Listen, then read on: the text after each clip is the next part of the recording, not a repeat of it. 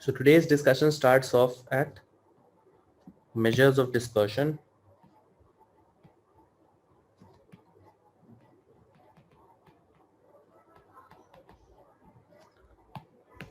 What we'll do is we'll quickly write out the two classes. We'll use the same example. So there are two classes with us, class A, which was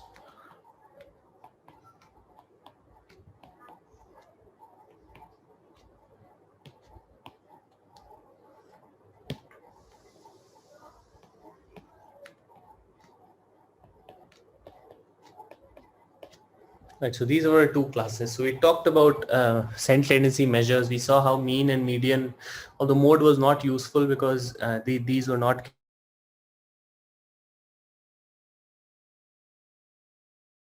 the commonly used central tendency measures.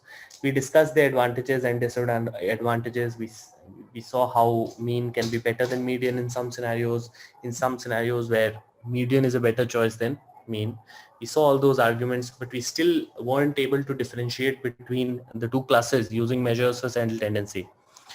At that point, we said that just using a central tendency measure might not be sufficient in a lot of cases. If we really want to understand the distribution that we are looking at, or if we really want to understand a variable that we are trying to study, it's important to amalgamate the concepts of central tendency and dispersion. And we started doing that with range and interquartile range, and both of those measures helped us find out the difference between class A and class B. Although mean and median were both the same for both classes, which would indicate that the classes are similar. Very clearly these classes aren't similar at all. And we saw how range and interquartile range were able to differentiate between the two. But still, with both range and IQR, the one argument that can be made against both of these, I think against range, the argument that we made was range is, sensitive to outliers, or let's call them abnormal data right now. Sensitive to abnormal data. With IQR, we were able to eliminate that problem. But when you look at both of these, what we realize is both of these use only 2 points are considered to understand dispersion.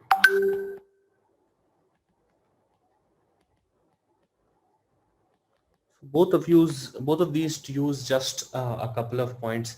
If you think about range, it uses the min and the max. If you think about IQR, this basically uses Q1 and Q3, and it finds out the distance between the two numbers to try and identify what the dispersion is like. But a common argument that can be made against that is the same argument that we made for median when we're talking about median and mean, wherein we said that median is a number that gives you a central tendency estimate just by looking at one observation in the entire distribution. If you had 100,000 observations, just the middle point is the point that is considered to understand what the median is, and therefore that can be a shortcoming. Whereas with mean, all points are considered, and therefore we're trying to go in that direction now. We are trying to create a measure for dispersion that not just requires or not just uses a couple of quantities, but it does find out a measure for dispersion, or it tries to understand dispersion keeping in mind all the points that you have in your distribution. So the next set of measures that we look at, starting with variance, we'll see how it helps us create a measure for dispersion by not just looking at a couple of quantities, but by looking at every point in the distribution. So when we talk about dispersion, what we are ultimately trying to find out is we're trying to find out how spread out the data set is. There's no better way of trying to find out how spread out something is than to first assign a benchmark. So what variance does is that variance basically assigns the central tendency number mean as the benchmark, which means that it says that we know for a fact that this population can be represented as represented by the mean value. Mean is a central tendency number that is sort of indicative of that population. So when we use a mean value, it sort of gives us a sense of what the distribution should be like. So in terms of understanding dispersion, why not try and understand how every point in the dispersion, how every point in the distribution is different from the mean value, because mean becomes your benchmark. So mean serves as a benchmark. What we'll do is we'll try and find out the variance for class A. We'll see how that is done. Now for class A, we've got 1, 2, 3, 17, 18, and 19. Now we know for a fact what the mean of this entire distribution is. Let's call that mu. So the mean for the distribution happens to be 10. So we'll write that down.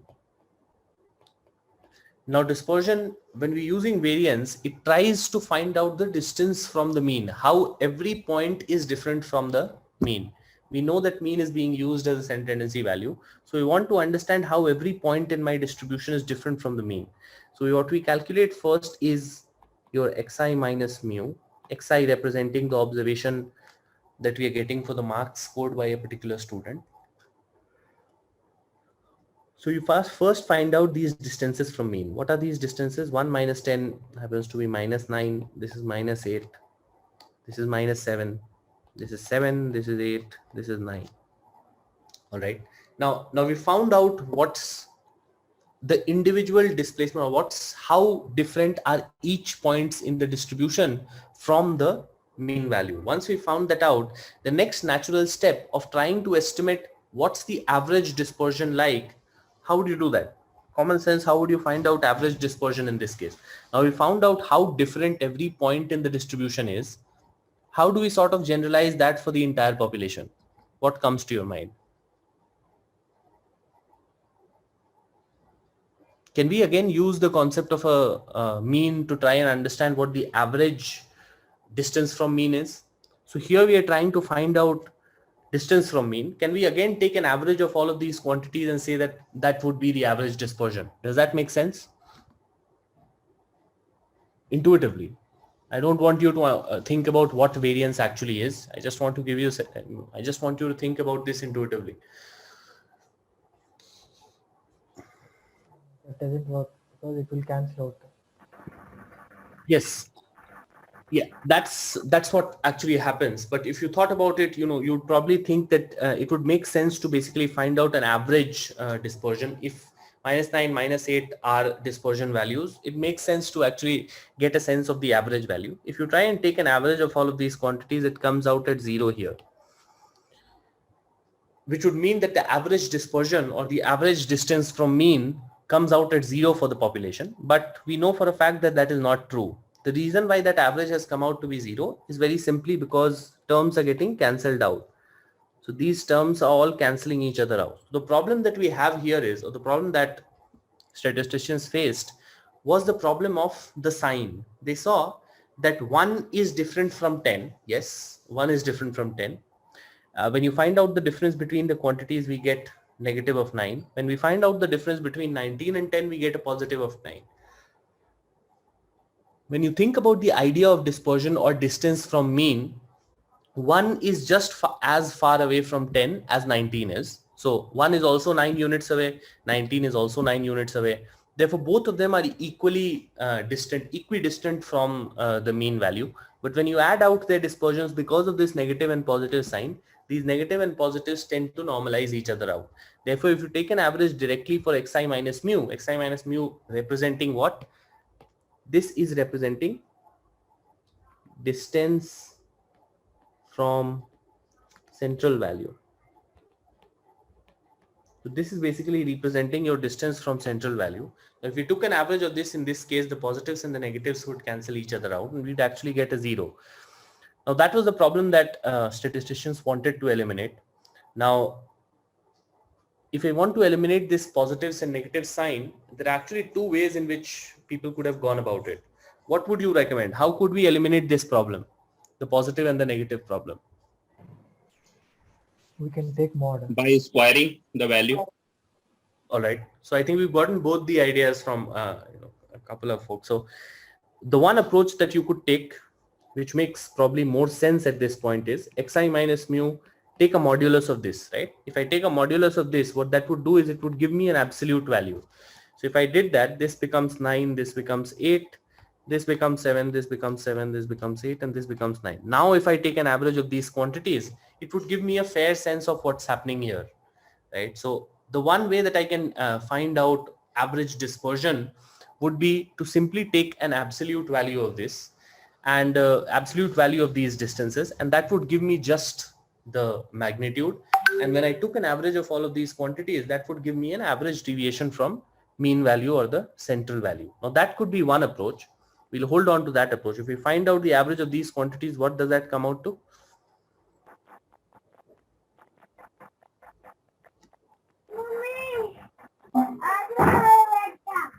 That comes out at 8, right? If you find out the average of all of these quantities, this comes out at 8. Let's hold on to that thought. The other approach could be, which became very popular, was to square out these numbers. So if you have positives and negatives, one way of eliminating the positives and negatives would be to square every number.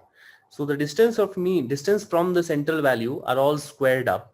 So if I do that, minus 9 square becomes 81, 64, 49, and again 49, 64, and 81.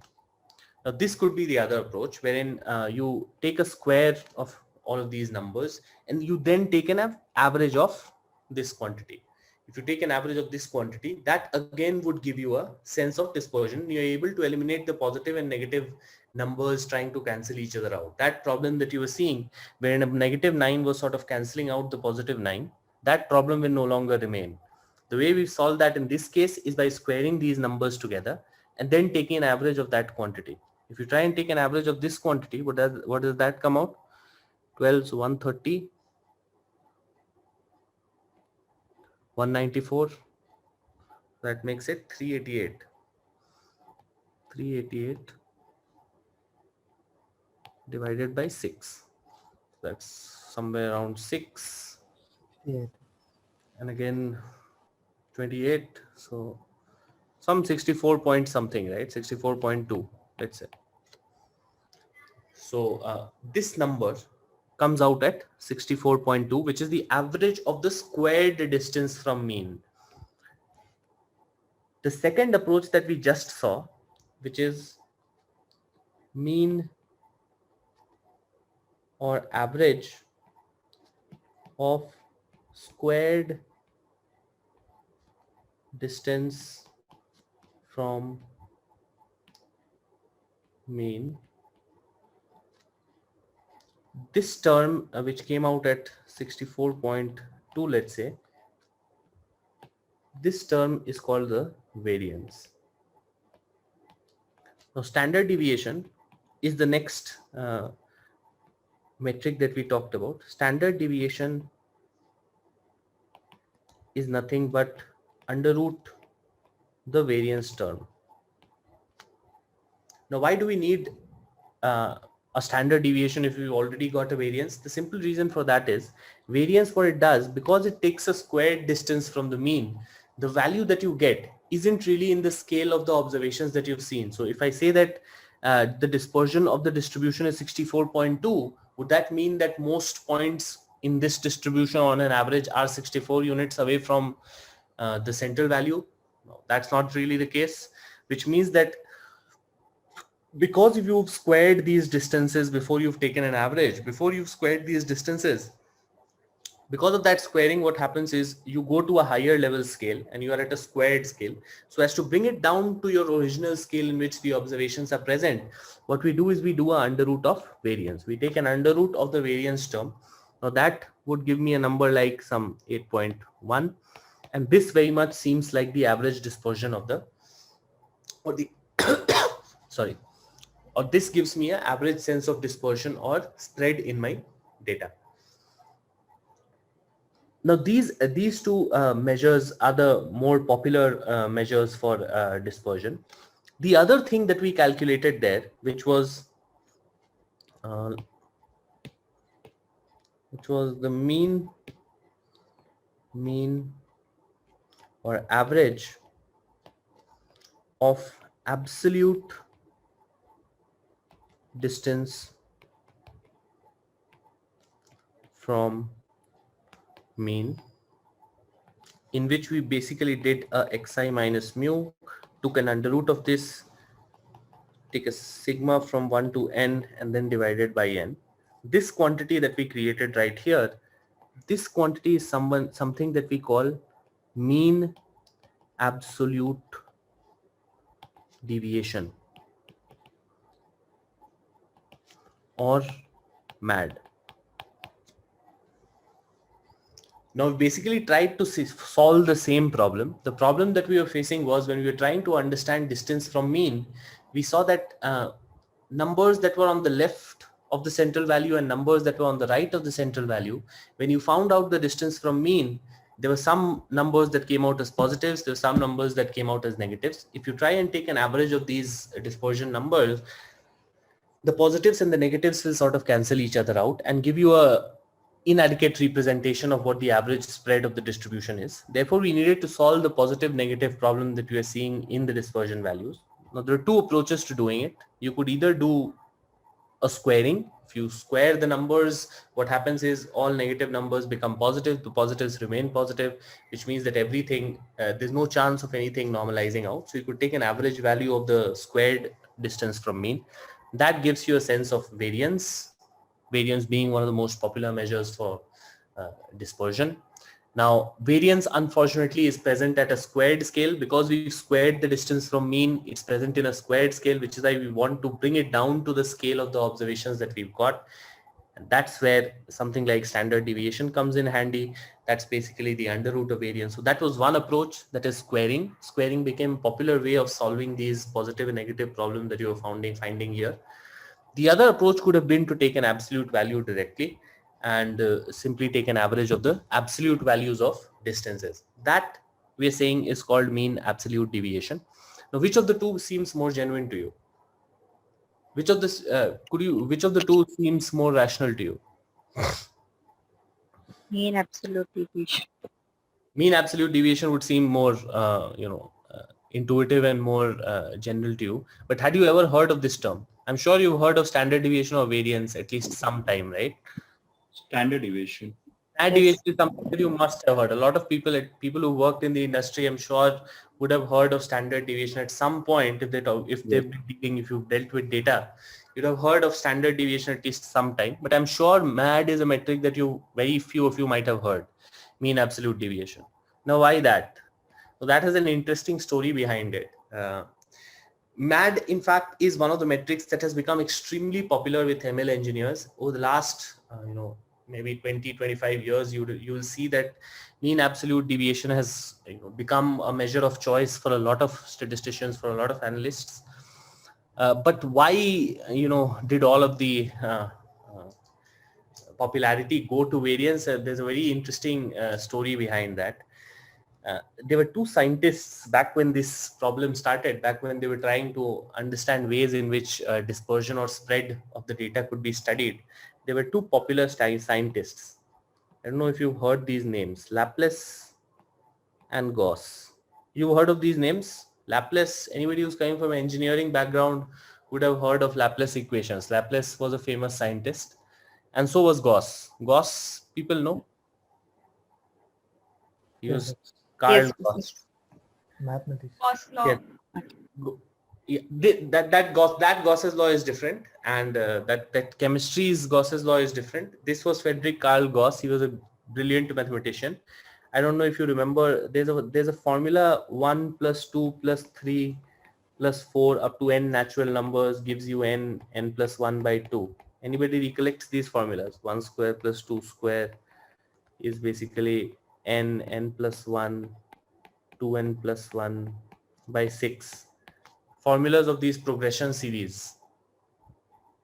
You, at some point, if you've taken maths, I'm sure you would have gotten through. If you've done arithmetic progressions, these are basic arithmetic progressions, and these are very standard formulas. If you add n natural numbers together, starting from 1, the sum of these n natural numbers would be n plus 1 by 2. If you added the squares of n natural numbers, it'd be n plus 1 to n plus 1 by 6.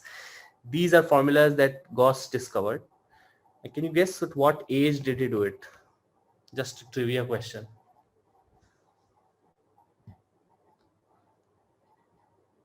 What age would he have done it? What age? Anybody who recollects these formulas? These are formulas that are taught to us when you typically go in 11th standard. When you start reading algebra in 11th standard, there's a chapter called progressions. AP, GP, HP and all of that. That's when we are taught these formulas. Can you guess at what age did Gauss discover these formulas? After PhD. After PhD. Why do you think so? So Gaussian theorem, 19 years, I think. No, no, this is not the Gaussian theorem though. There is a Gauss's law in physics also. There are Okay. theorems in chemistry also. This is Frederick Carl Gauss. He was a mathematician, and this is a theorem that is taught to us in 11th standard. This person discovered it when he was 5 years old. At a ripe old age of 5 years, he discovered these formulas. There are 3 formulas actually: 1 plus 2 plus 3, 1 square, and then cubes as well. He discovered 3 formulas at the age of 5 years. He was a brilliant mathematician. Laplace was another brilliant mathematician. There's a lot of mathematical and physics concepts that are attributed to Laplace. Now, both of these folks started working on this problem at the same time. This problem of positives and negatives seeming to cancel each other out. You will see that the same problem we'll talk about when we get to linear modeling. When we learn something called a linear regression. Linear regression is a statistical model that helps you solve regression problems. Now, when we get there, we see that the same problem again surfaces there as well. So this is a problem that's not an uncommon one. This was a problem that statisticians faced several times, which is why they needed to find a solution to it. Both of these folks started contemporarily working on this. Gauss suggested the squaring approach. So Gauss, he suggested that you should squaring. Laplace suggested that you take an absolute value. For the next 200 years, people forgot about what Laplace had said, and Gauss's idea became very popular. And therefore, all of us and all statisticians who are primarily statisticians will prefer standard deviation, because historically that's been going on. The reason why Gauss and Laplace, both of them, put out their ideas, one of them became very popular and the other did not, because squaring basically uses a function like y is equal to x square. The mod function, on the other hand, is a very complicated function. If I actually draw both these functions, y is equal to x square actually looks like this. So if this is my xy axis, y is equal to x square is a function wherein you're squaring a quantity. That function looks like this. Y is equal to mod x, on the other hand, is a function like this. If you draw the graph of y is equal to mod x, this is what the graph looks like.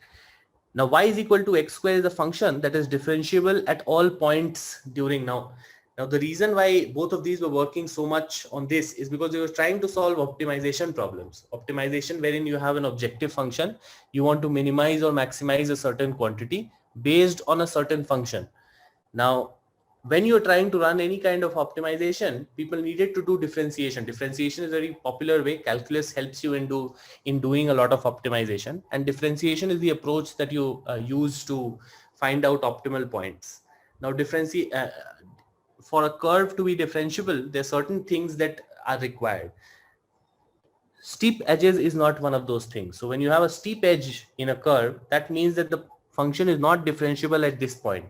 So y is equal to mod x was a function which wasn't differentiable at that point. And therefore, at that point, people thought that, if we try and go for an absolute value based approach, it'd be very difficult to optimize things based on this. Whereas using something like a squared approach, using something like squaring would make me deal with a square function. And this square function is a smooth function, which means that it is differentiable at all points during the curve. As a result of this simple thing in mathematics, Gauss's idea of squaring the numbers and therefore variance became a very popular measure, whereas mean absolute deviation was a measure that was left in the trenches. People forgot about it up until the late 1900s, when calculus, there was a lot of advancement that happened in calculus. People became comfortable with dealing with y is equal to mod x like functions. So these functions became relatively more common. And then we started to find the value in something like MAD, or mean absolute deviation. Because when you think about variance, it seems like a redundant process. You first square the numbers, you then take an under root to find out standard deviation. What that can do in a lot of cases is, variance again is a measure that is very sensitive to abnormal data, for the simple reason that, let's say you've got a class like the one that we were dealing with, 3, 17, 18, and 19. If I suddenly change this number to say 19, 190, if you think about the variance approach, what would happen is you would find out the distance from mean and you would then square all of those numbers. Once you found out the distance from mean, you would square all of those numbers. Now this is an aberrant data point. This is a data point that we wouldn't ideally have expected here. But when you square the distance from mean, that even enlarges hugely, which is why variance is a measure that can fluctuate very easily, or it's quite sensitive to abnormal data. So the same, when you think about that point, which when you're talking about the presence of abnormal data points in your data, you would feel that mean absolute deviation is a slightly more robust approach because there's no squaring that happens. Squaring basically compounds the problem that abnormal data creates in a data set, and therefore mean absolute deviation is a measure that you would say is more robust against abnormal data as compared to standard deviation. But yet, if you think about it, standard deviation is one of the most popular measures. It has its value definitively. It's not that it's a bad measure. It's one of the most commonly used measures for dispersion. Now, all right, any questions about this? These would be our measures for dispersion. So we've spoken of 5 measures for dispersion. We started with range. We moved to IQR. IQR being less susceptible to outliers as compared to range because min and max are now eliminated. We then moved to variance, standard deviation,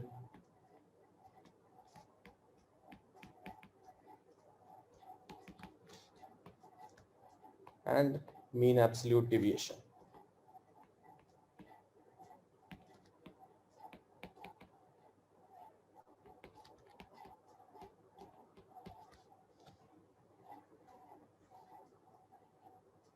All right. Any questions about these measures? Everybody is comfortable with all of these measures?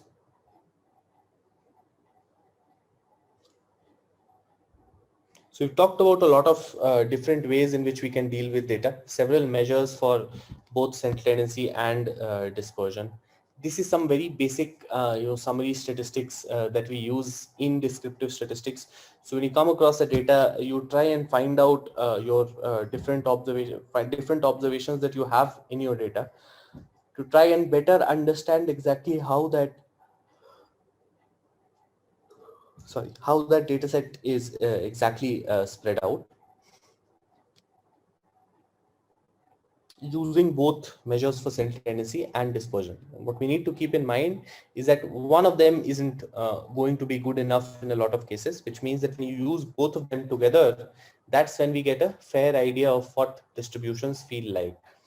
Now, at this point, we're not doing any practical hands-on on these topics. We are just trying to revise some of the basic ideas in statistics. When we actually get to working with data sets, we see how these different measures can help us generate a lot of value with the data that we've gotten.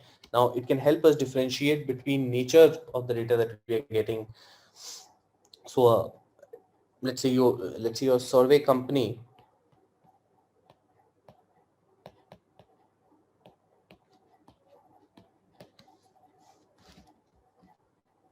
and you've got 2 clients with you.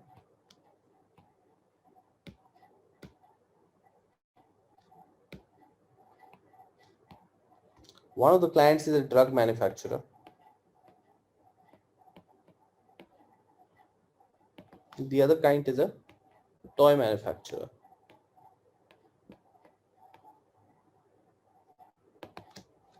Now let's say the drug manufacturer is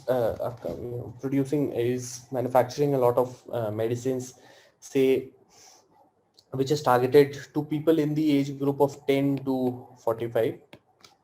The toy manufacturer, on the other hand, is let's say targeting is building toys specifically for kids in the age group of 10 to 20, early teens, let's say, or 10 to 20. It's a for a specific segment of the crowd you're trying to create some toys such that it becomes popular in a specific age segment. And we are talking about the age segments of people. The drug manufacturer has products that are relevant for people in the age group of 10 to 45, whereas the toy manufacturer has products that are relevant in the age group of 10 to 20. Now let's say both of them dish out a survey that needs to get done. They're trying to do some market research, and a survey company does a research for them. They come back with the results of the survey. Let's say they've gone out and met 1,000 folks, and they've taken certain data points. They've collected certain preferences, gone out, spoken to them. One of the columns that they've tabulated is the age column. One of the columns is the age column. Let's say you have the age column. You got the age of data for the 1,000 observations that the survey company has collected. You find out the mean and the standard deviation in both of these cases. Let's say the mean comes out at 15 and the standard deviation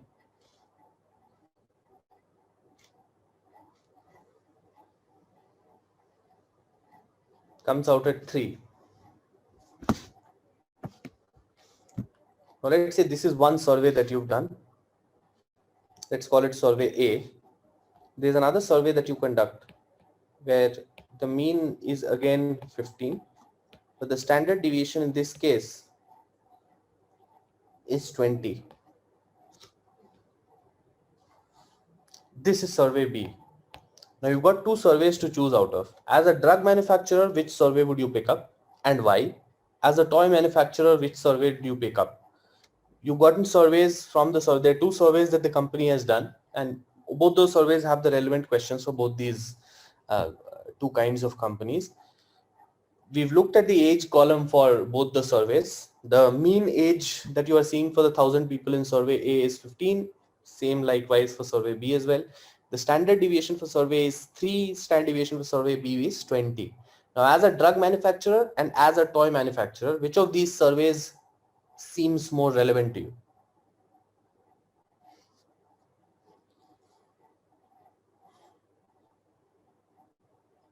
We've tried to study measures of cell tendency and dispersion. Let's try and apply that learning here. A1 would be the A for the first survey we are talking about, A survey, right? Age. So that I would be suggesting, and the reason behind it, the standard deviations, the value comes 3, which is relevantly, give a very conclusive information if we'll come out with any solution. No. So the question is that there are two surveys. As a drug manufacturer, which survey would you like to pick up? As a toy manufacturer, which survey would you like to pick up? That's the question. Survey A, if you are saying, which of the two manufacturers would try and pick up survey A to get their knowledge? Drug manufacturer will prefer survey B Okay. because the data is more dispersed. Since the standard deviation is more, Yeah.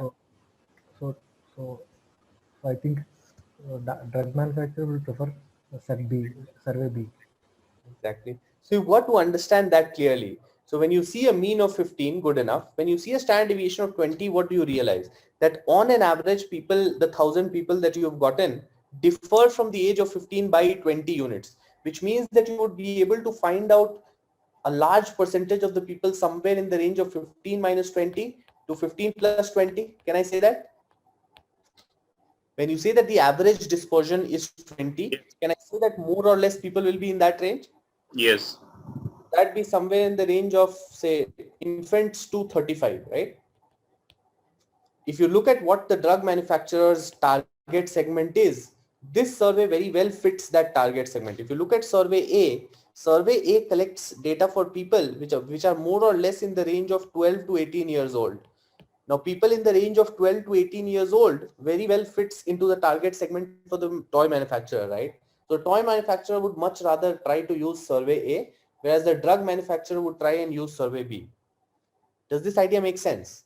Because this is a very cool application of how you can use simple measures like cell tendency and deviation. You did not even have to look at the entire survey. You just look at these measures for one column in the two surveys, and you're able to decide immediately.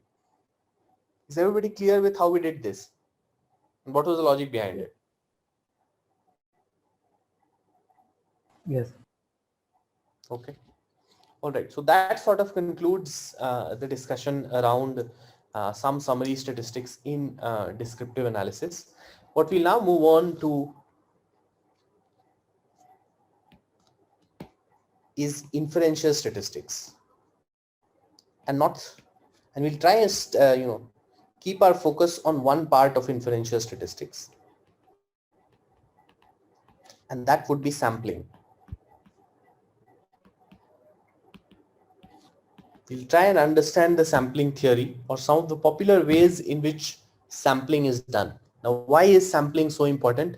I think we've discussed this to an extent. We said that, in a lot of cases, you'll encounter populations which are huge, and there is absolutely no possibility. So if you want to learn something about the population, it's not possible for you to reach out to the entire population, which means that you probably have to go ahead, collect a smaller sample from the population, a sample that you can work with, that you can collect the data for.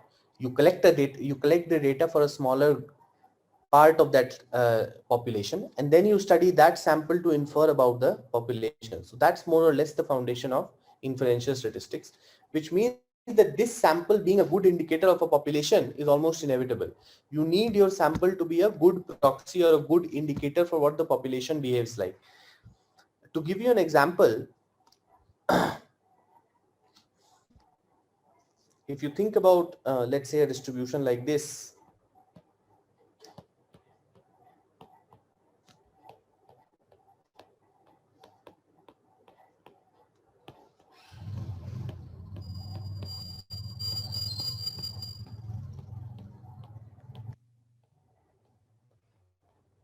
let's say this is some quantity that you're storing data for, and let's say this is a very small point, so you already know what the population is. Let's say the population more or less looks like this, and if I were to take a sample and I suddenly took out these 4 observations, I know that most of my distribution looks very different from what this sample is, which means that when you pick a sample, you must be very careful about the quality of your sample. The sample that you pick up must be a good representative of what the population is, and only then the study that you conduct over your sample will help you actually generate valuable inferences about your population. So therefore, sampling is one of the most important parts of inferential statistics. It lays the foundation for the quality of the work that happens in inferential analysis. Unless you've got a decent sample, there's hardly any chance that you get to good results, which means that sampling is a major part of what inferential statistics must teach us. And that's going to be the focus of our discussion today. We'll try and study sampling in different ways. We'll try and see how people figure out different strategies for building efficient indicative samples. And we'll start that off by trying to understand a few simple things about sampling. Now, when you think about sampling, sampling can happen in 2 ways. It's a sampling can happen with replacement, or it can happen without replacement.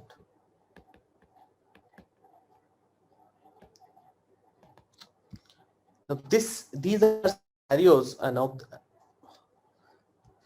we'll try and discuss what sampling with replacement and what sampling without replacement can mean. And when we say that with replacement and without replacement, we are talking about how samples are selected out of a population. So there can be 2 ways in which sampling can be done. One of the ways would be, so let's say A, B, C, D, and E. Let's say these are 5 points. These are 5 points which are part of the population, and we are trying to generate a sample. There's several other points in this population as well, but we're just looking at these 5 points. One way of doing sampling is, let's say I put A to be part of this sample. So let's say I select A as part of the sample. 2 things can happen from here on out. The next time that I go out and pick something from the population, one thing that can happen is A no longer exists in that population and it cannot be chosen again. This kind of sampling is called sampling without replacement, wherein once something gets picked from the population and put inside the sample, it is no longer available for selection inside your population. The other thing could be when you pick A and put it in the sample, the next time you come back and try and pick another element from the population to put into the sample, A is again present in the population. So you sort of replace A back into the population, and you then again go on and do your next set of sampling.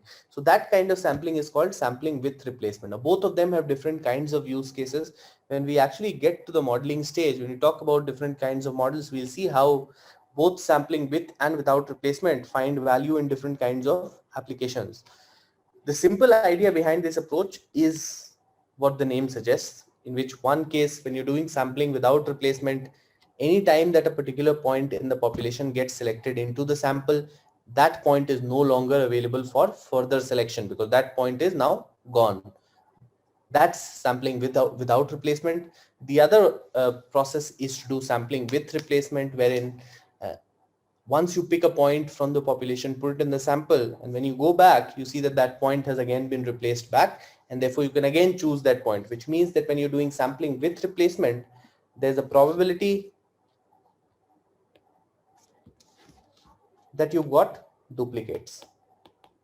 The same element or the same observation in the population could be chosen multiple number of times, and you get duplicates in your sample. When you're doing sampling without replacement,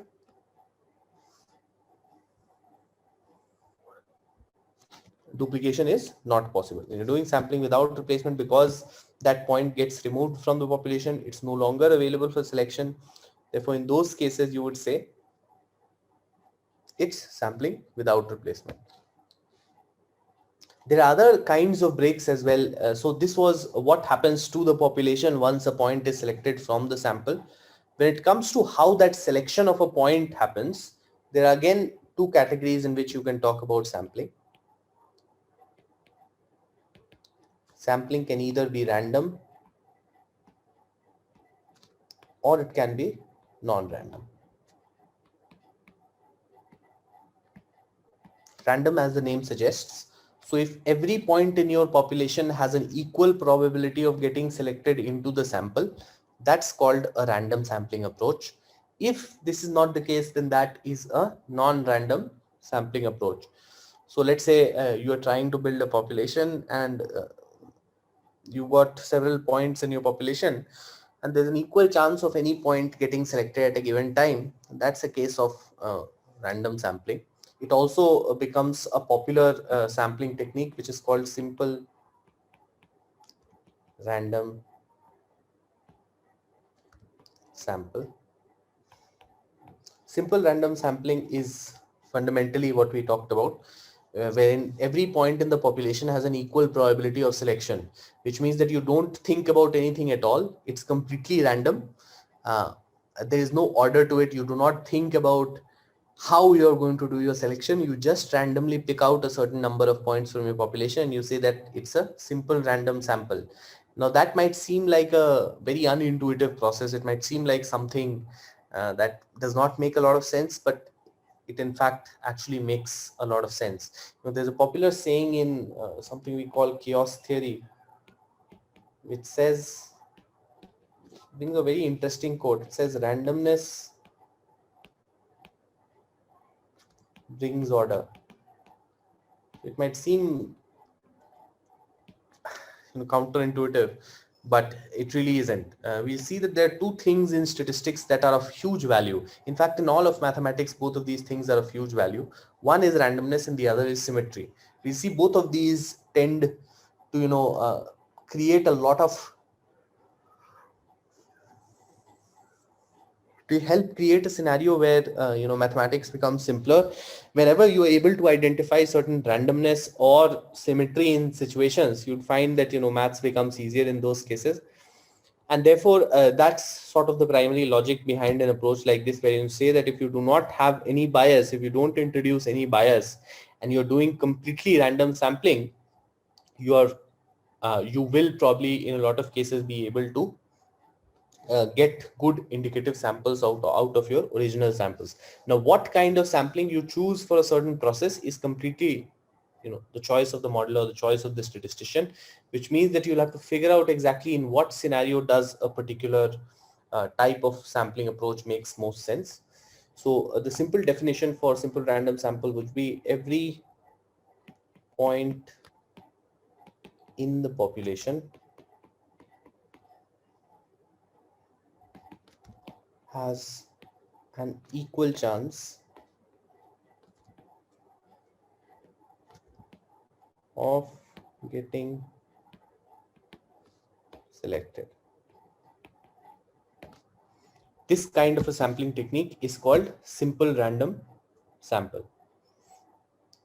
Any questions up to this point?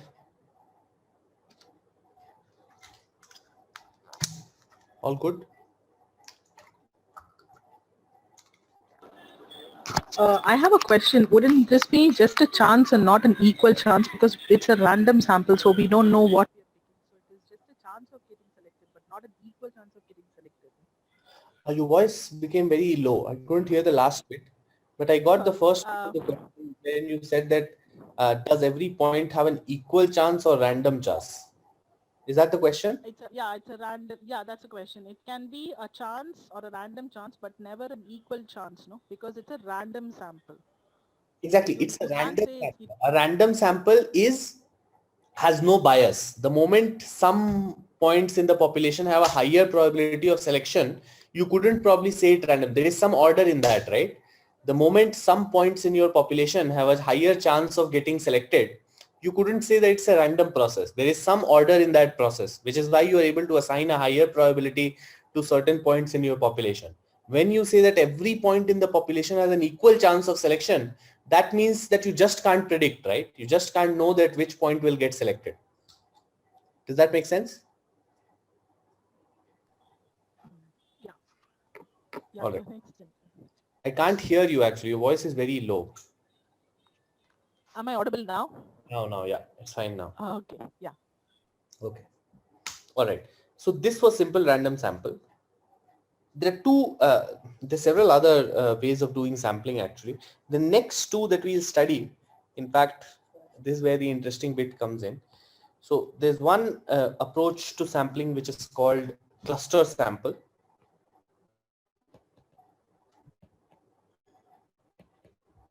And there's another which is called a stratified sample.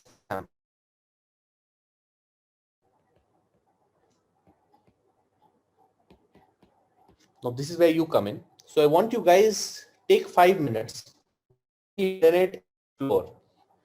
Try and find out what these two sampling techniques mean. I want you to figure out exactly what they mean first, and then think of situations where you would try and go for a cluster sample, and then situations where you try and go for a stratified sample. Take 5 minutes. It's 8:50 right now. We'll start discussing at 8:55. Take 5 minutes, explore as much as possible on the internet. You'll find a lot of content on this. Just type in cluster sample and stratified sample. You'll get a lot of content. I want you to first try and understand exactly how these approaches are different, and then try and understand in what scenarios would you try and figure out, try and think for yourselves, in what scenarios would you approach or would you use a cluster sample, and in what would you use a stratified sample. 5 minutes. In fact, what we'll do is we'll take 3 minutes to first understand the difference between the two. 3 minutes to understand the difference between cluster and stratified. We'll then discuss that, and I'll then give you a couple or 3 minutes again to think about applications for both. So let's try and first figure out. The moment you're able to figure that out, you can just put a direct message to me. Do not do a broadcast message, just a direct message to Skillslash. Just do that on the chat, and in 3 minutes we'll start talking. So it's 8:50 right now. We start talking at 8:53. First question is to find out the difference between these two approaches. It's important that we learn how to explore on our own, because it's a very vast area. So obviously we'll learn a lot of things together, but there's still there'll still be a lot of things which we'll be exploring on your own. This is the best time to practice that. So take 3 minutes. We've got to explore the difference between cluster and stratified sample. So I'll be on mute. If you have any questions, you can ask me. Just unmute and talk.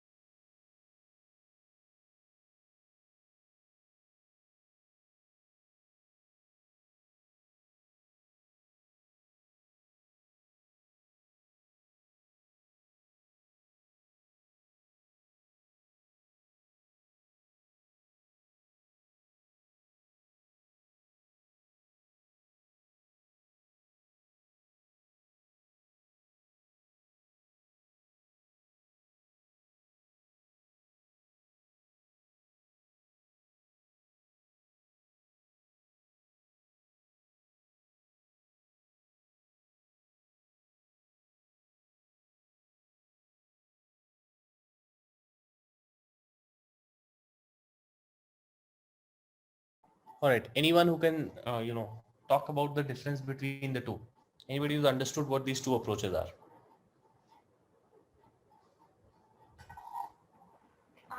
In cluster sampling, like whatever I've studied while Mhm. going through Google, Mhm. in cluster sampling, you make clusters and then randomly select one cluster and then study.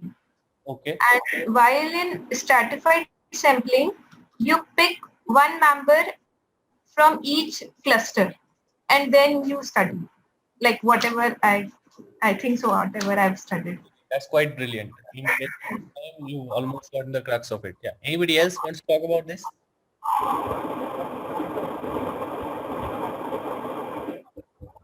Basically, in the cluster sampling, we are talking about absolute random of the natural selection. What I could say that natural selection from the population. And when we're talking about the stratified sampling, it is more refined, where we would first form a strata and then getting a selected any point or from that population of the strata, which makes it more relevant and more refined way of finding out samples from the population. So stratified sampling basically gives more on a basic and more systematic approach methodology in order to find it out a solution. What I would say. You're saying one is better than the other. Is that so? You're saying stratified would be better than that. No. I'm just giving the key differences. The one that is a random sampling to the cluster sampling, and in here we are forming a strata first, the certain specific group, and from there we are collecting the data, more relevant group, and then from there we are collecting the data. So that is the basic difference. Yeah, Rahul. So I think stratified is more, is the best and the clusters. According to me, that's what I read. Okay. I understood also. I feel the errors are much lesser in a stratified because it's been selected randomly, whereas the clusters, it's already available. So you're just randomly selecting. So the errors are more, cost is more, but it's easier to choose a cluster, whereas the errors are less, cost is less, and it's not easy to select because you're going to put them in groups. That's a very good point. Stratified. Very good point when you say that it's probably easier to do a cluster sample in some cases as compared to a stratified sample. That's a very fair point. So taken. Good. That's a good point. All right. It's good. It's quite good actually that you've been able to explore this much in very little time. So that's great. So it's easy to do that. I believe you've gotten that. But let's try and discuss at least once what these two approaches are. We'll see that both of these approaches can become the best approach in different kinds of scenarios, and we'll then think about this after we discuss how these approaches are different. So when you talk about cluster and a stratified sample, both of these samples have the same starting point. So the first step of both of these approaches is the same. So let's say this is your population. So whether you're doing a cluster sample or a stratified sample, the first step of this process is going to remain the same. What's that step? You divide the population into groups or strata or classes. These are all the same things. So let's say I've got a whole population of people and I'm trying to divide them on the basis of their marital status. So maybe these are married folks.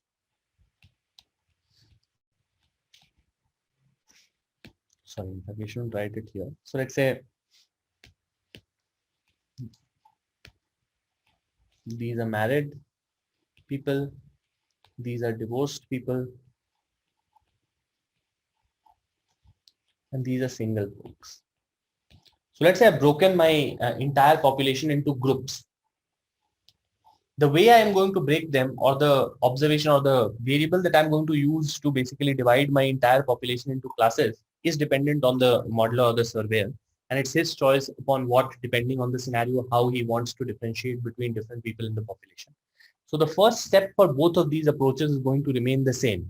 You are going to decide, you are going to pick a variable based on which you are going to divide your population into different classes. Here we've basically chosen marital status as the distinctive factor, and we've basically broken down the population into 3 groups. From this point onwards, the two approaches will differentiate. The way stratified works is that stratified is going to choose a few observations from each of the classes. So you've got, let's say you've got 3 classes. What stratified is going to do is it's going to basically choose a few observations. A few observations are selected randomly, and therefore this is a random sampling technique, not simple random sampling, but stratified random sampling, but it's still a random sampling approach. A few observations are selected randomly from all clusters. So that's the stratified sampling approach. When you think about a cluster sampling approach, what that does is it's not going to pick a few observations from all classes. In fact, it randomly chooses a few clusters and puts everything inside the sample, which means that in stratified, you'll probably choose a few points in each of these observations, select a few points from every group that you've created, and you create a sample with those points that you've randomly chosen from each of the groups. Whereas in cluster sampling, the randomness is in choosing the clusters itself, not points within a cluster, but you randomly select clusters. So let's say you've got A, B, and C clusters. You randomly choose to use maybe A and C, or you choose B and C. You'd probably choose a couple of clusters or one cluster depending on what the use case is. Once you've selected that cluster randomly, that random selection of a cluster makes cluster sampling a random sampling technique again. So just like stratified sampling, cluster sampling is also random in nature because it chooses clusters randomly. Once it's chosen its clusters, every point or every observation that is available within the clusters that have been chosen, all those observations are taken and put inside the sample. So you understand the difference. Both of these approaches start at the same starting point. They are going to divide the population based on certain characteristics. Here that characteristic is marital status. You divide the population into groups. If you're using a stratified sampling approach, you're going to basically choose a few points from each cluster. Whereas when you use a cluster sampling approach, you're going to randomly choose a few clusters out of all the clusters. Once you've chosen the cluster, you put everything inside that cluster into the sample. Instead of randomly picking a few points from those clusters, you put everything inside those clusters into a sample. Is the difference between the two clear to you? Any questions on this? You understand the difference between stratified and cluster sampling? Yes, yeah. All right. So this is how these two approaches are different. Now what I want you to do is spend a couple of minutes. Try and think about applications for these. In what scenarios would you go with a stratified sampling choice? In what scenario would you go with a cluster sampling choice? Let's try and think of one example for each of these scenarios. Let's put in messages. I want all of you to put this message. So I'll give you 3-4 minutes if required, but try and think about this. I want you to give me one use case for stratified sampling and one use case for cluster sampling. Think about it. You've got to keep in mind that these approaches are different. That difference will help you in understanding exactly in what scenario would you choose which. So let's give that a thought.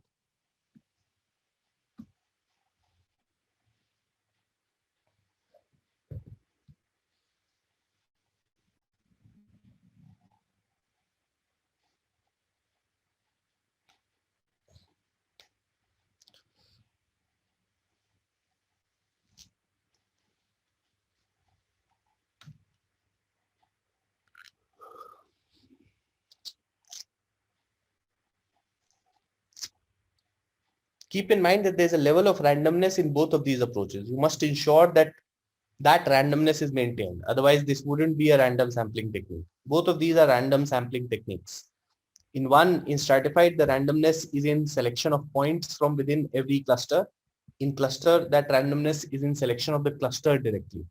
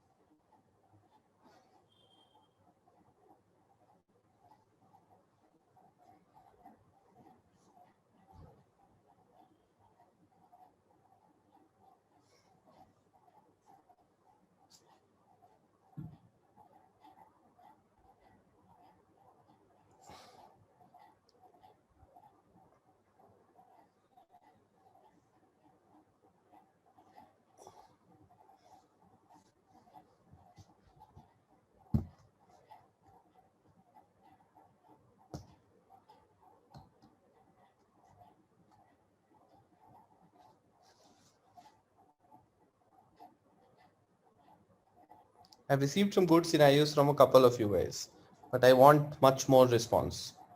I want everyone to at least give me one example for these two scenarios.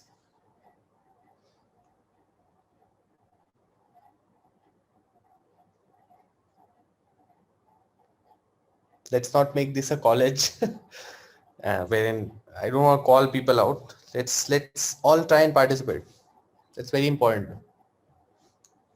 Sai has given me some very good examples, brilliant examples actually. Your examples also good, but you must be ready to defend them. So once we start talking, I'll ask you to defend these choices that you've made. But good scenarios. You want other folks to also pitch in.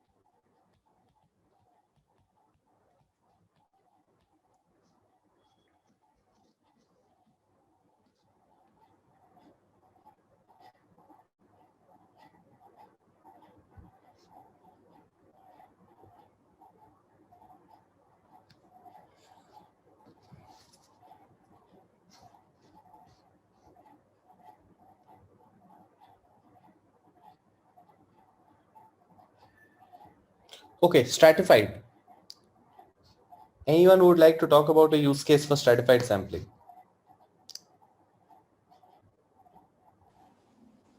So I think in case of exit polls, all over the state, like each people mindset in a particular way, will be different. Absolutely. Some people will see only the caste of the like the leader. Yeah. Some people will just only need the money, and some people will don't bother about anything. He will just see the qualities of the leader. So in that case, like we need to take each sample from a particular, I mean, some observations from each cluster. Whereas in case of clustering sample, we can just take marks of students all in the board exams. So if you take any class in any cluster, there will be a topper and there will be a person who get least marks. So I think few clusters will be sufficient to decide like how the data was distributed. I take the exit polls example. I think that's a very good example. Cluster example, I'm not really convinced. What is it that you're trying to find out? So you would have to present your use case first. So what's your use? What are you trying to find out? And then how do you use cluster sampling to generate data for that? You understand the use case here, right? So the population is too huge. You can't really get to the population. So you're generating samples using one of the two approaches. In exit polls, I can understand. Exit polls are one of the best examples for stratified samples. For the simple reason that this is where, to give you an example, let's talk about Bihar elections. And I come from Bihar, so I can say bad things about Bihar. Nobody can say anything about that. So we try and stay as apolitical as possible. But let's say I'm talking about Bihar, coming from Bihar, I can say that, historically, Bihar has seen elections that are consistently driven by caste of the leaders who are standing up. So caste-based elections are a common thing in Bihar. So let's say if I have to do exit polls for elections that have happened in Bihar, I'd probably want to divide my entire population into different castes, because I know that most of the voting here happens based on it. So I'd probably divide, let's say, into caste A, B, and C. Let's say I've divided them into caste A, B, and C. I'm trying to understand the opinion of people inside the state. I'm trying to understand exactly how people think differently. So basically, whatever diversity of opinion lies, I'm trying to capture that diversity in opinion through my sample. Now, how do I do that? The smart step in this case would be, now in this case, should I go for a cluster or a stratified? Now, if I go with stratified, what that is going to do is, I'm going to pick a few people belonging to each of the castes, and I'm going to select them inside my sample. I'll then try and understand exactly how these people behave. And stratified would seem like a very genuine choice in this scenario, for the simple reason that stratified is a sampling technique which leverages the fact that the heterogeneity or the difference in opinion lies across the clusters, which means that people inside caste A are very likely to behave similarly. The real difference in opinion will lie across castes. So somebody who believes in who belongs to caste A versus somebody who belongs in caste C, there's a good sense of intuition that I have which says that these people are going to vote differently. They probably have a different kind of opinion. But different people belonging to the same caste, we think that more or less they're going to think similarly. More or less their preferences would be similar. So when I identify that the way I have created my classes, this choice of classes was my prerogative. I had decided to basically divide the population based on caste because I had a sense that people belonging to different castes would vote differently, and therefore in order to capture that diversity of opinion, I would much rather prefer to pick some people from each caste, and therefore when I generate that sample, I'm expecting to represent the opinions of each of the classes that these people belong to. Does that seem like a genuine choice? A stratified sample in this case. The reason why we made that choice is because heterogeneity lies across clusters.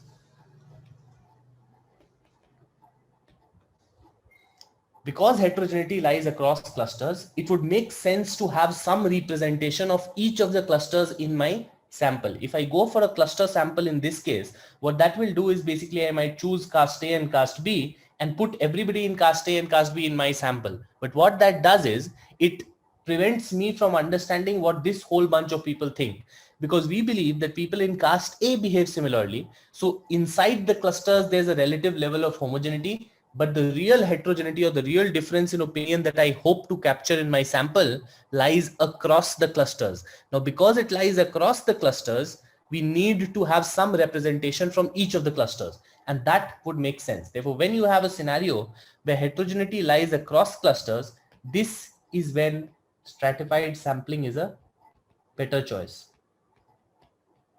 Anybody who disagrees? Does this make sense?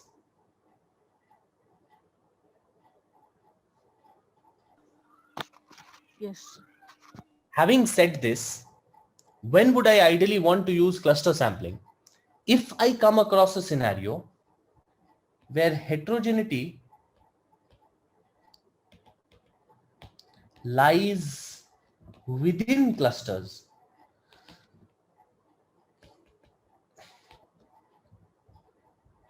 That is when cluster sampling will be useful. So if I feel that group A, group B, and group C all behave similarly at an overall level, but the real difference in opinion lies across people inside group A and across people inside group B or group C, then that's the scenario where I'd probably use a cluster sampling approach. To give you an example for that, let's say I'm an urban farming company. Let's say I'm an urban farming company and I'm willing to set up farms in the top 5 cities of the country. Let's say Delhi, Bombay, Calcutta, Chennai, and say Bangalore. Let's say I want to set up farms in these 5 cities and I'm trying to understand the relative willingness of people across these cities. I'm trying to understand whether people would prefer, urban farming methods and urban farming companies growing in these regions. In that case, what I'm going to do is, let's say I've divided my population based on these cities. So I've got 5 groups here. The scenario in this case is, if I'm an urban farming company which is looking to set up farms in metros, we feel that people across metros would more or less behave similarly. So what's going to work in Delhi is most likely to also work in places like Chennai or Bombay. It's most likely to work in those scenarios pretty well. The real difference in opinion might lie across the people who live inside Delhi, which means that right from people who live in apartments to people who live in independent houses to people who live in housing colonies, the real difference in opinion when it comes to a concept like urban farming, or the receptiveness of a concept like urban farming, might lie within people who live inside the city in different kinds of areas, depending on where they live. Probably that's how you'd find the real heterogeneity of opinion. Whereas across cities, if you are able to ensure that your company is going to work well based on the market research that you do, if you're able to ensure that your company is going to do well in Chennai, you're most likely also going to do well in cities like Delhi, Bangalore, Calcutta, Bombay, because what you feel is across these clusters, there's a relative level of homogeneity.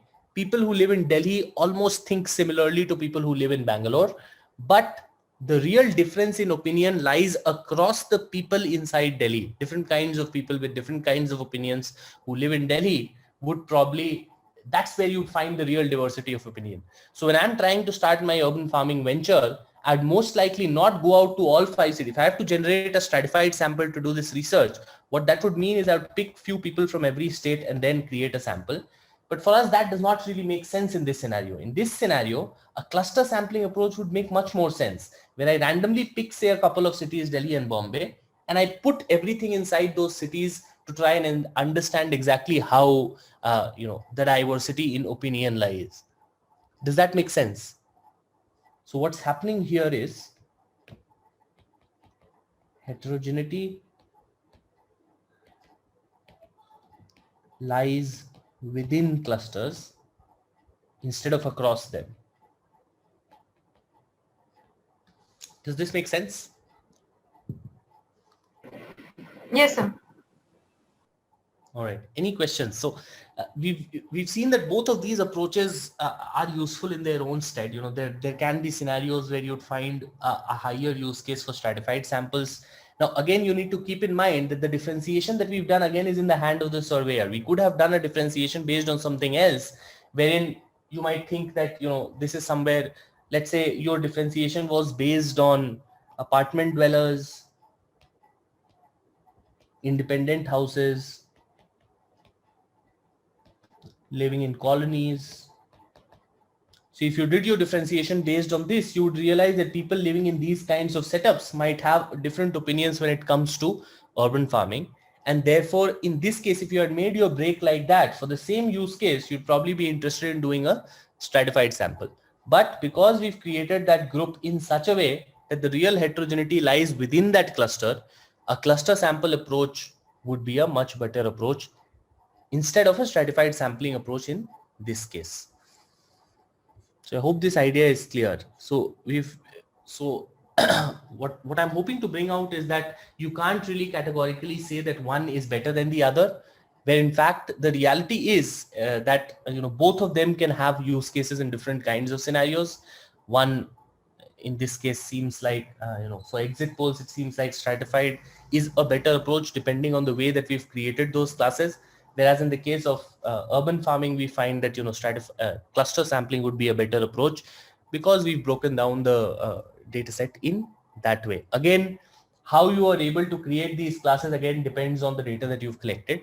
So you need to be careful in how you break up or how you visualize your entire population, how you sort of create boundaries in that population. Once you've created those boundaries based on how the heterogeneity behaves, so where the heterogeneity lies, you could probably take a choice between either stratified or cluster sampling.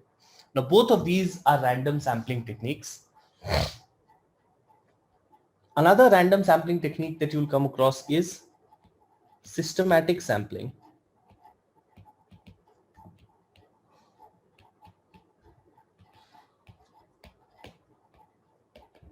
Now, systematic sampling is something that's relatively uncommon. It's not very common. And you might find this to be very little intuitive. What it says is, let's say you've got a let's say you've got a set of observations. These ticks would indicate these observations. It says that you randomly choose a starting point. Let's say I choose the third observation. I randomly choose a starting point, and I then take every point at a fixed gap. I say that I'm going to take every 10th point from here on. If I build a sample in this way, where I'm basically choosing a random starting point, and I then randomly pick up points at fixed intervals throughout the population to build my sample, this kind of a sampling approach is called systematic sampling. Now, this systematic sampling looks very little like a random approach. It's just the initial selection of the starting point that is random, which makes it a random sampling approach. Now, to understand use cases for this, you'd have to think about a certain kind of data set, which we call time series data sets. Now, this is an approach that is useful in time series data sets. So let's say you're storing monthly information. Let's say you're storing monthly information, and you know, let's say these are the sales for your companies. These are the yearly sales for your company. This is how the graph looks like. These are yearly sales. And you've identified that every time around March, April, your sales see a spike, and you're hoping to model that information. Now, when you're trying to model that information, what you might want to do is you might to pick these points at fixed intervals. That is every, say, 12th observation starting from the 3rd or the 4th month. Now, this kind of a sampling approach would make sense in that case, wherein you have a systematic process. This seems very little like a random sampling approach, but still it is actually a random sampling approach just because of the random selection of the starting point. So time series datasets find value in this kind of a sampling approach. Otherwise, in general cross-sectional datasets where time is not a factor. So if you think about different kinds of data that you might encounter, data can be broadly classified into 3 categories, or the kinds of projects that you'll work on. You could have cross-sectional data.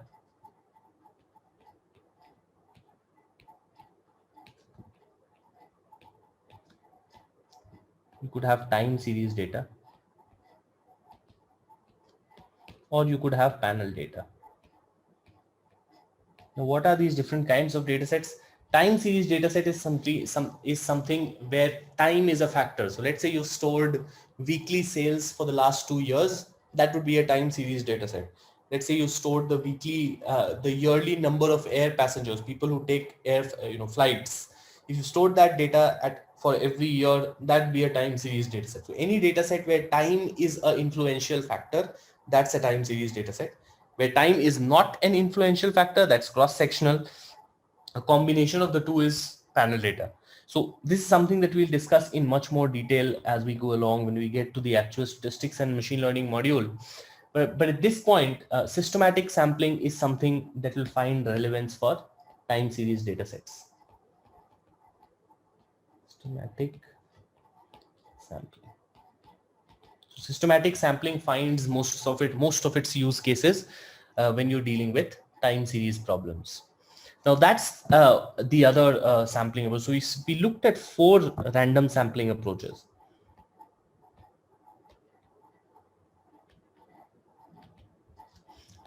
We looked at simple random sample. We looked at cluster samples. We looked at stratified samples. We then looked at systematic samples. So these are 4 popular ways in which sampling is done. Random sampling specifically is done, and randomness, there's huge value in randomness. We've already spoken about it.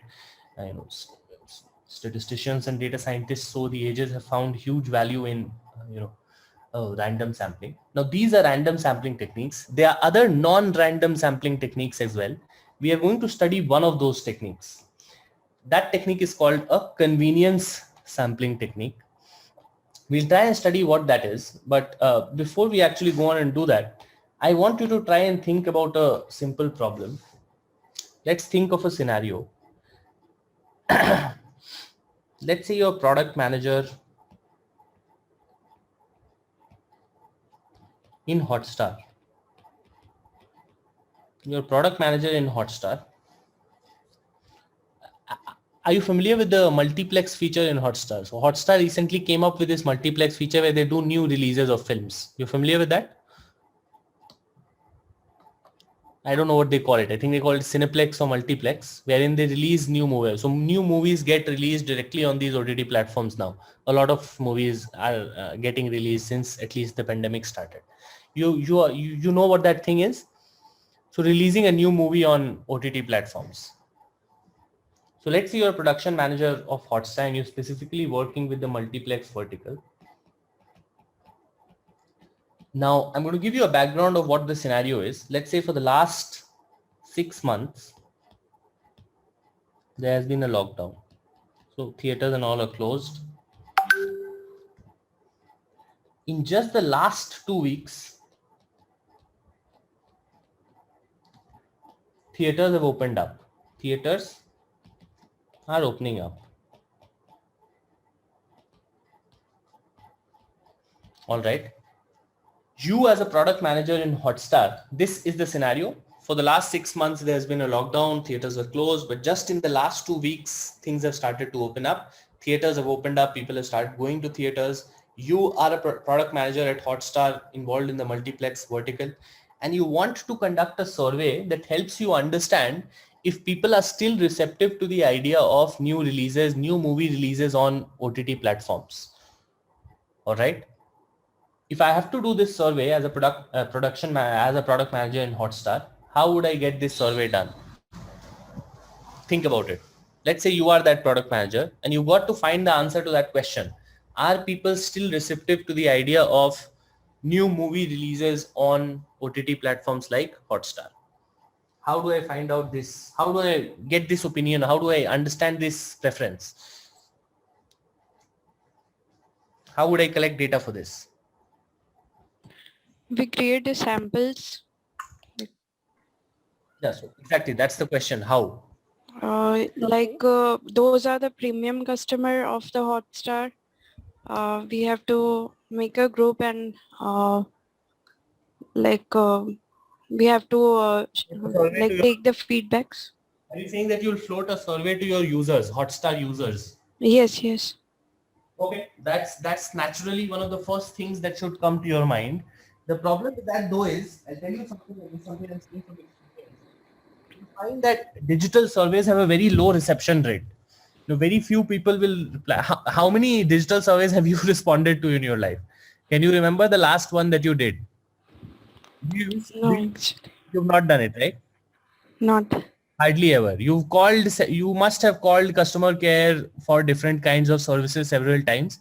At the end of all of those calls, they share a survey with you. We hardly ever fill those surveys, right? So I've been with a fintech company for about 3.5 years.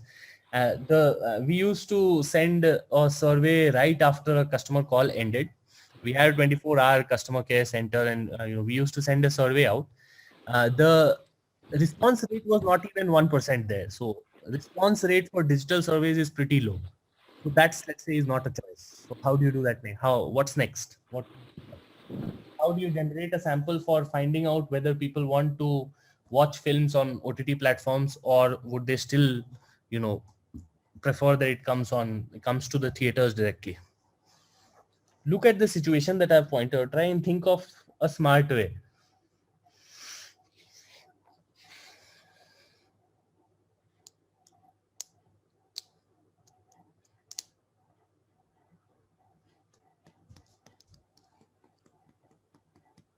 You could very well, yeah. Survey from a group of people who have seen the movies for the last 2 weeks, so that whether they have seen it in OTT platform, or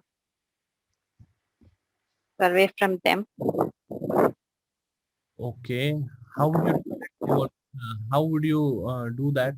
Those people have already seen the movie. How do you get to those folks?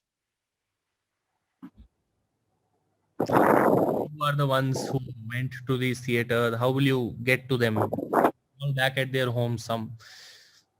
How do you get to them?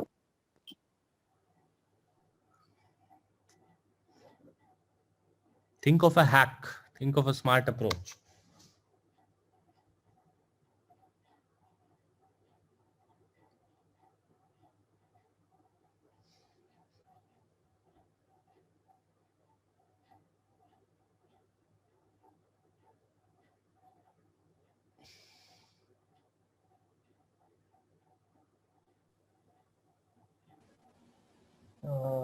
views for the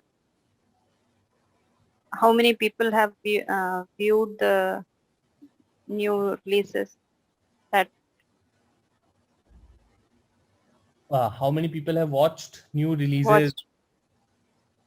Okay, let's say I identify that, okay, out of my subscription base of 100,000, maybe 10,000 have watched new releases.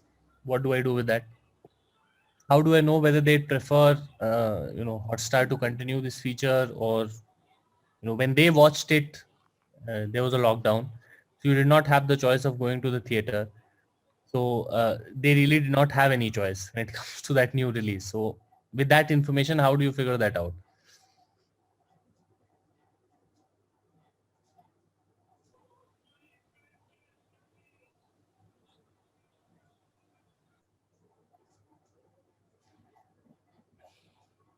All right. Let me tell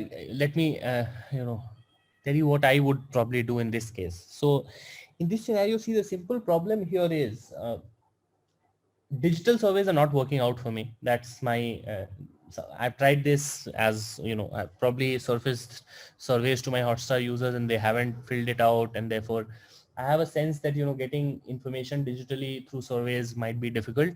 So I want to get to people, get to their faces and ask them these questions, maybe a couple of simple questions, and they'd be happy to answer. But where do I get that crowd? Where do I go out to people and ask? What the people who already watched the movies in the last 2 weeks, that's history. And, that doesn't really help me, because those are folks that are back in their homes. If I try and collect that data from Inox or PVR and then probably go, first of all, they wouldn't release that information out to us. There's really no practical way of getting out to those people who've come and watched those movies in the theaters. Which means that how do I get to that crowd? The only silver lining that I can see is that the theaters are now actually open. So the one thing that I can probably do is I can go out to these theaters, stand in front of theaters, maybe hire a survey agency that does it for me, go out to these theaters. As soon as people come out of the movies, you ask these questions to them.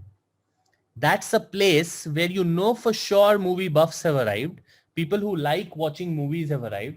The other easier solution could be to go out to a mall where a lot of people come in and then, do this survey with people who are at that mall. The problem there would be you aren't sure how many of them are fond of watching movies, how many of them are passionate about it, how many of them would really be the correct kind of objective crowd that I want to know the preference for. So I could go out to a mall, I could go out to any other crowded place to get this opinion, because this is a rather simple, generic sort of question. Would you like to watch your movie in the comfort of your home on OTT platforms, or would you like to go to a theater and enjoy that experience? I could go out and do that at a mall. The problem there is I might not get the kind of qualified crowd that I'd be expecting here.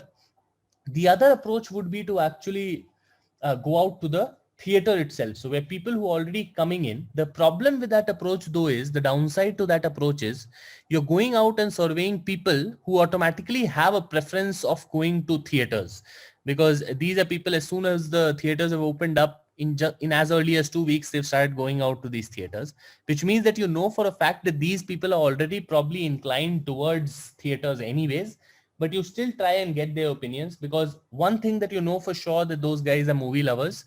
So they are definitely the right crowd. And they must have been watching movies on OTT platforms wherever they were available in the last 6 months. So that sort of qualifies it as a crowd. The problem, though, we've already identified that, they already have a bias towards theaters, which means that it might not be the best kind of crowd, but it's the crowd that I can get to. So you get the difference. It might not be the best kind of sample to collect, but it is the sample which is actually possible to collect because of the convenience, because it's convenient to get the information from a theater. We'd probably go out and do it. We know the downside. The downside is that those people have a known preference towards theater. So we know what the answer could be, but still, because it's simpler and it seems like the only feasible way or the only feasible place where I'd probably go out and be able to get relevant data and lots of it at one place. The cost is low, it's convenient to do it, and therefore this kind of a sampling approach is called convenience sampling, wherein we do not think about whether this is the best sample that I could have drawn, but we are more concerned about at least we are able to draw this sample. There is a certain level of convenience to it. There is a certain level of cost optimization to it. You are able to reduce your costs when you do surveys in this fashion. You know that there is some inherent bias, but you're still willing to go with it. This kind of a sampling approach is called convenience sampling. And this is non-random. The reason why it's non-random is because of that bias that we know of. We know that there's a bias. We know that this probably is not the best way of doing a sample, but this is the way that is actually feasible. Does that make sense? Yes. Get my point? All right. So this, yeah. I have two questions here. One is, I was thinking about this to the theaters and asking questions about, whether they're comfortable with OTT and all of it, but that's a very small sample and you can't project that for a bigger crowd one. So the idea here is, why can't we mix those surveys that you post on digital platforms like a LinkedIn or a YouTube, where because it's a Hotstar, Absolutely. the videos that have been streamed on YouTube on Hotstar, you can have a survey that could be running at the beginning of a video. Obviously, people will want to watch a lot of Hotstar videos in YouTube. So those surveys plus surveys on LinkedIn or on Facebook, and then, the normal survey that you spoke, where people who subscribe to Hotstar. So a combination of all of this would definitely give a better data one. Absolutely. Second, convenience sampling is, the convenience is always there in every bit of sampling. So we were talking about the exit polls, right? Even exit polls could be called as a convenience sampling, because it's not like your choice of people is going to be random. Sometimes you can choose who you want to do an exit poll, and you can still project that as an exit poll results, right? So for instance, who's going to win? You can go to a road, and at the road, you might have your friends. You can call them and conveniently ask them who you want to vote. You can project that as the data of the output of the entire crowd. So that is also convenience sampling, right? Correct. It Absolutely. is there in every sampling is what I feel. Yes. And the idea that you gave about the data, I thought it should be a combination. It can't be only that. Absolutely. It shouldn't be only people who've come from this. Yeah. Both your points are very good, actually. So the first point, in fact, is very true. The reason why we did not want to just stick with digital surveys is because of low reception. But definitely there's no harm in using whatever information that you can generate out of these digital surveys, because there's a much more randomized, it's a much more randomized survey, because you're reaching out to all kinds of people. There's no way in which you as a surveyor can introduce any bias of your own, because you're just putting out those surveys out on a digital medium and any person can actually sit for those surveys. So therefore, yes, you should add that to the crowd. The reason why we've used this physical crowd is because sampling is probably easier to do. You can do it at one place. You get a lot of people coming out of theaters. If you stand out of a theater, say every day over a period of 3 to 4 hours at the right times, you might probably be able to collect a lot of data in a week's time or a fortnight's time, which is why you would probably want to add that if you don't have enough with digital. If you are able to collect enough data with digital, you'd probably stick with that, because that's a much more randomized and, ridden of bias. There's no real bias that can be introduced in digital surveys. Whereas in this case, yes, we would probably, if we were able to collect decent amount of data from both sources, it would be a good idea to combine them and probably then take out inferences that can be drawn.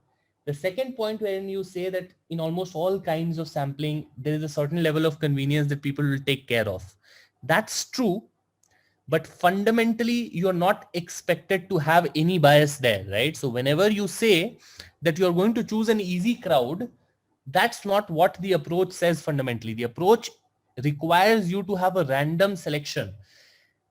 And it says that as long as you're doing that randomly, there's a fair degree up to which you can trust what you're doing. But when you introduce too much convenience in, say, a stratified sample, there's a good chance that in those scenarios, your exit polls will fail, actually.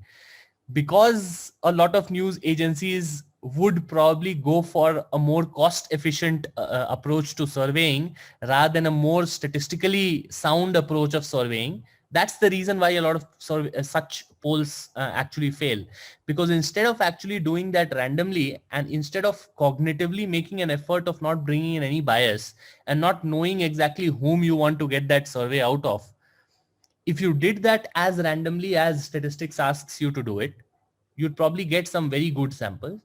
But yes, in reality, when it comes to practical, what happens really in use in actual in the industry, or say when you're doing these exercises, yes, there is a certain level of convenience that is attached to it. But as long as the umbrella approach is stratified, you'd still call it a stratified and you'd still call it random, because you wouldn't actually a large part of it would still be focused on the principles of random selection of people. So you could still rely on that, but yeah, both of your points are good points. And the third one is basically the example that you said now. You're talking about whether OTT is famous or people want to go to the theaters. Now, we should also consider the situation that we're in right now. We are forced to be at home, where we are forced to only watch movies at an OTT.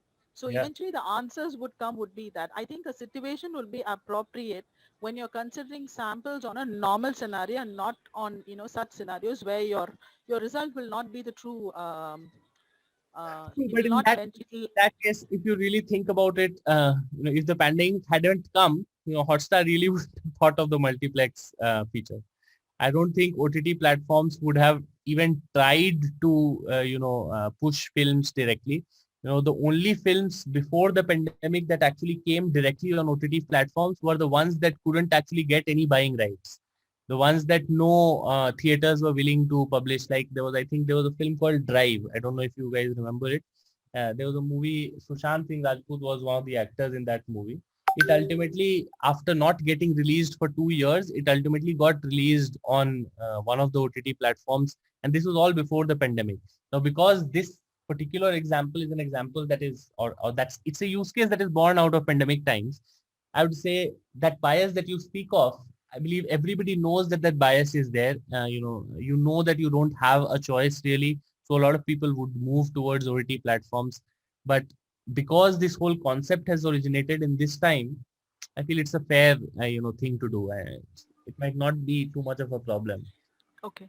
Yeah. Would it not be good if we do this after we come out of the pandemic? So probably when we come out and the theaters are all open, I think that's when the true picture will come out, right? Yeah, just a question. Yeah. Think about the objective answer to the question that whether you would prefer OTT release or would you prefer the release to happen in theaters.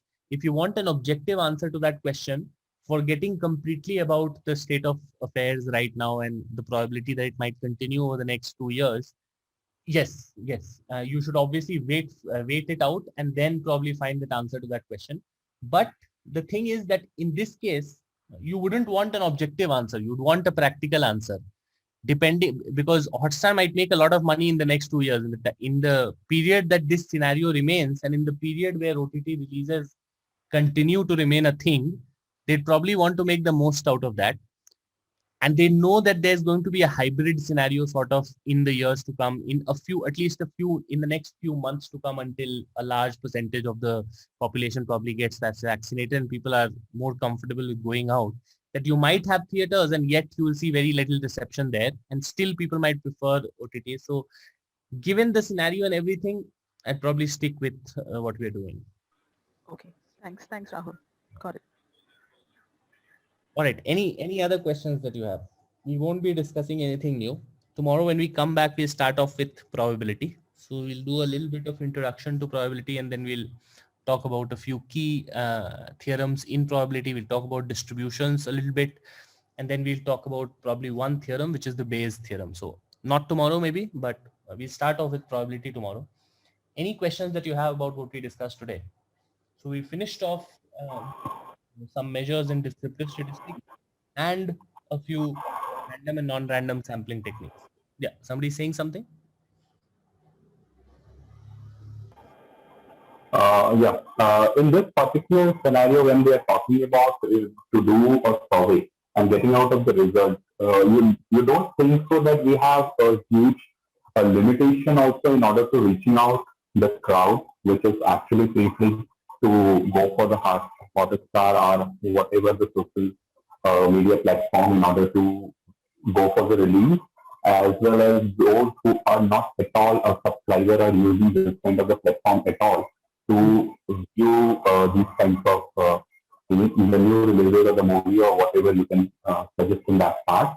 Because whenever we see a specific group of the population which is not even preferred to watch movies or any new releases on the phone, right?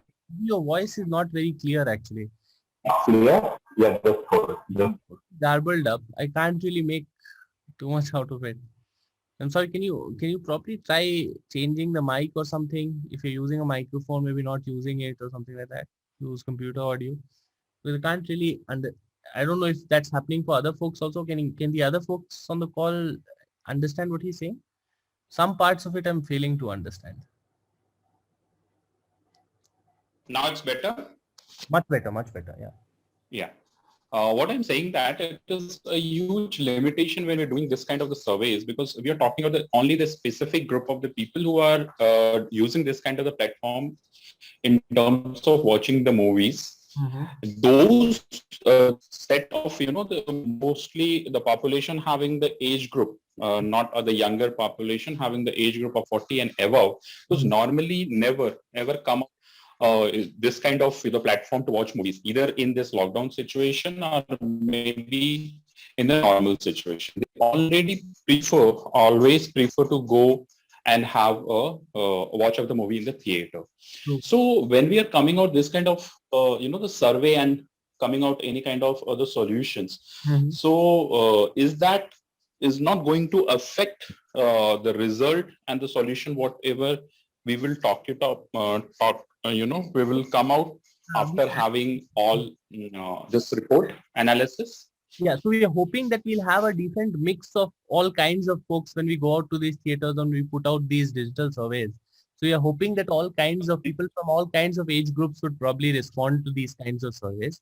And in that way, whatever data we collect will sort of carry that difference of opinion. So when you say that, you might be right in pointing out that maybe the slightly more older segment of the population might never get comfortable with OTT platforms, and we might and we hope that we'll get that crowd when we go out to these theaters, or we'll get some of that crowd responding to these digital surveys. So their point of view or their thought process will probably get accounted in the surveys that we are doing, because we're not trying to discriminate. Our process in no way sort of discriminates across the younger or the older folks, which means that we expect to get a decent mix of that opinion. And when we do that, our samples should be good enough representatives of what you can expect out of the more general crowd. Correct. Plus also the limitation of the usage of the digital platform, right? Because we're talking about 1 crore, 2 crore of the population, and we can consider as a whole population of that particular geography. I don't think so it make any sense with coming out the conclusion on the part. So more it has to be involved the physical survey kind of the approach, what you once suggested, that is just convenience sampling.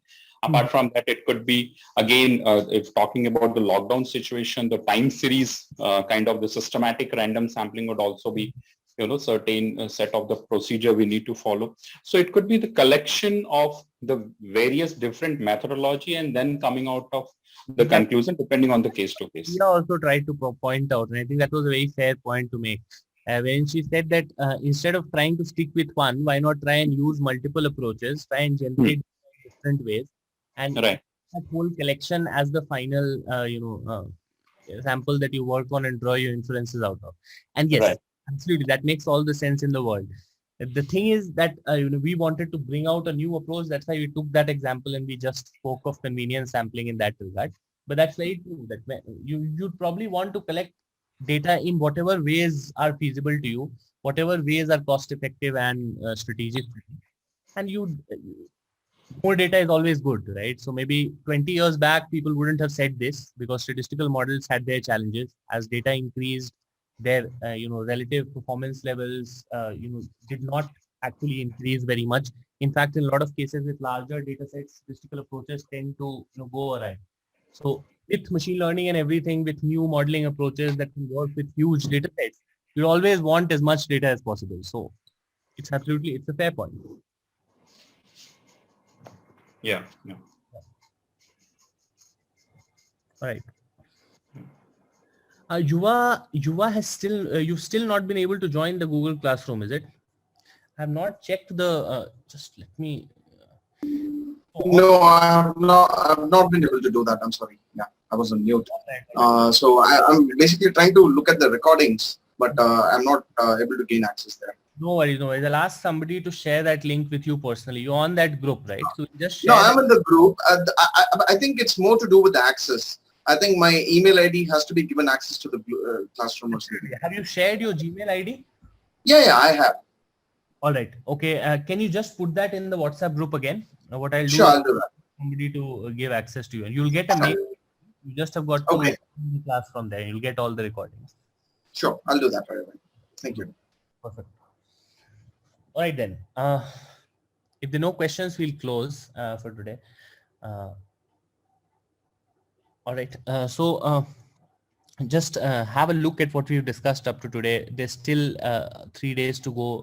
We'll talk about a few more ideas in basic mathematics that will be required, and then you'll move over to the basic prep sessions, 5 days for Python, and then you move over to the actual Python module. So keep in touch. If you get any questions, feel free to ask those questions. I think you've got multiple channels to voice your concerns by now. You can speak to multiple people. You've got the WhatsApp group. I'm also part of that WhatsApp group. So if you actually get a doubt with the content, every time from next week, you'll have a different instructor who goes through the Python module and topics in Python. All the instructors will always keep getting added to the WhatsApp group. So your questions you can also put out there. So let's say you have a problem, you can put out in the WhatsApp group, you'll get immediate responses there. So that's another channel. You've got other channels also. Feel free to reach out, try and keep pace with, at this point we are slow. After the completion of the first 2 weeks, things will probably start to get a little faster. So this is sort of your adjustment phase. Try and adjust to this. If you find any problems, reach out to us. Yeah. Otherwise, have a great night. See you tomorrow. Stay safe. Yeah.